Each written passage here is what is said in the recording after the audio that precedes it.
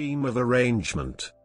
A scheme of arrangement, or a scheme of reconstruction, is a court-approved agreement between a company and its shareholders or creditors, for example lenders or debenture holders. It may affect mergers and amalgamations and may alter shareholder or creditor rights.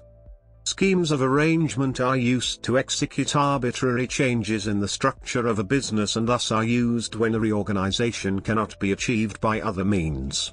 They may be used for rescheduling debt, for takeovers, and for returns of capital, among other purposes. In the United Kingdom, the relevant provisions for effecting a scheme of arrangement are found in the Companies Act 2006, Part 26, SS.895-901, and Part 27, Special Rules for Public Companies.